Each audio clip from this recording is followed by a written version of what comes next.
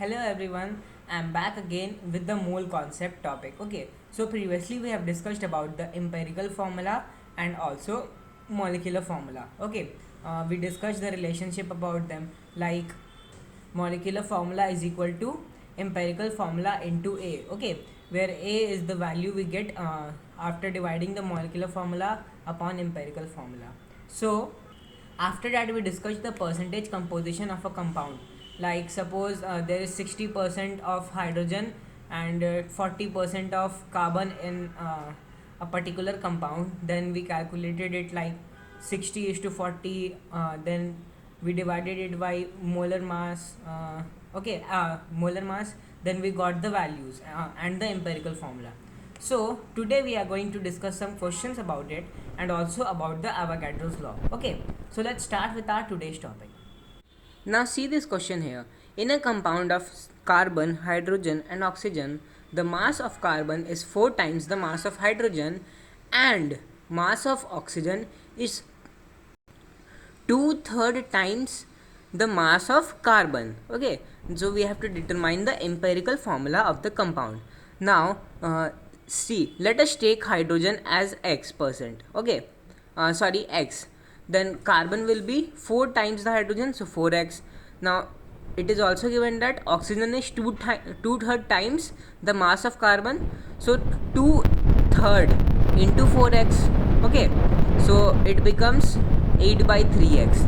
Now we are taking the ratio 4x is to x is to 2 upon 3 into 4x. Okay, now we are dividing it by respectively by their molar mass, like 4x carbon's atomic mass is 12, hydrogen atomic mass is 1 and oxygen's atomic mass is 16. So we get 4x upon 12 is to x upon 1 is to 2 into 4x upon 3 into 16.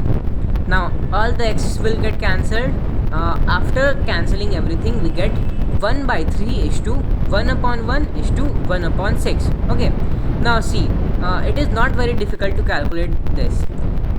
Whenever you get some numbers in the denominator, you just take the LCM of all the denominators. Now LCM of 3, 1 and 6 will be 6 only. So now we have got the LCM.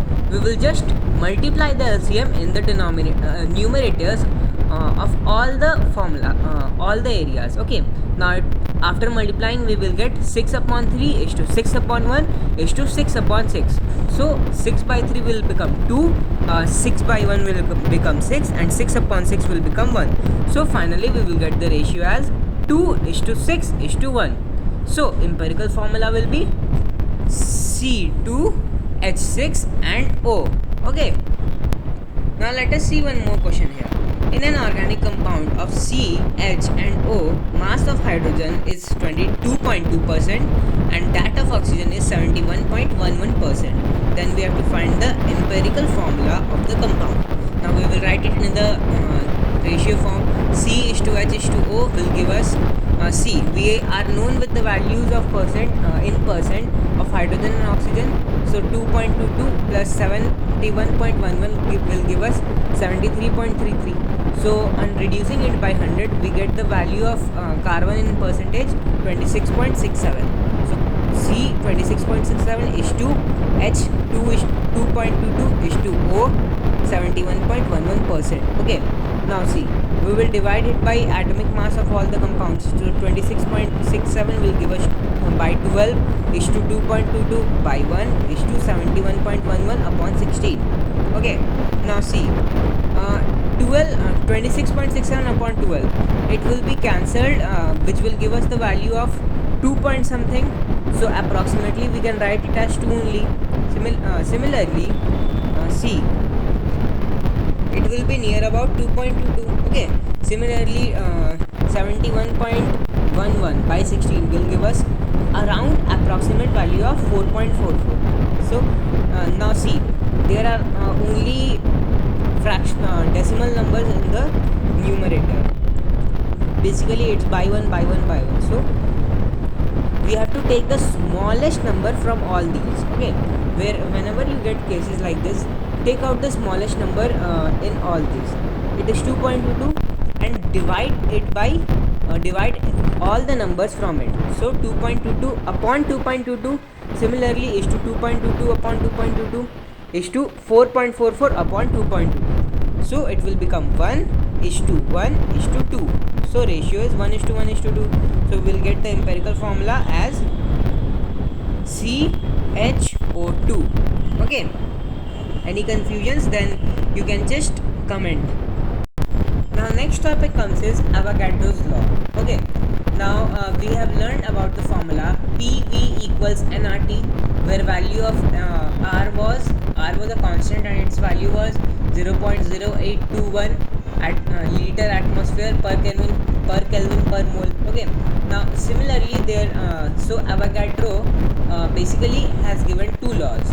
Statement 1: for an ideal gas at constant temperature and pressure, V will be directly proportional to number of moles, or volume will be directly proportional to number of moles. Okay.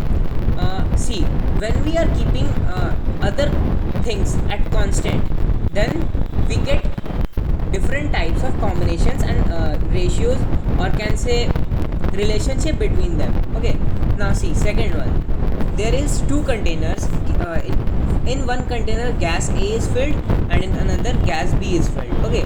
Now if we are keeping temperature of gas A and gas B constant, and pressure of gas A and gas B also constant, and also volume of both of them is also constant, then we will get the number of moles will also be constant, because see, PV equals nRT.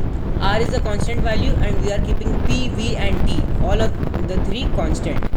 So see, suppose it is 1 1 1 1 1 1. Okay, then number of moles will be also 1. Okay, so that's how we get the relation number of moles in container A will be equal to number of moles in container B. So statement 2 is like that. Equal volumes of ideal gas have their equal moles at same temperature and pressure. Okay, that is only this thing. Okay, so that's all for today. Thank you.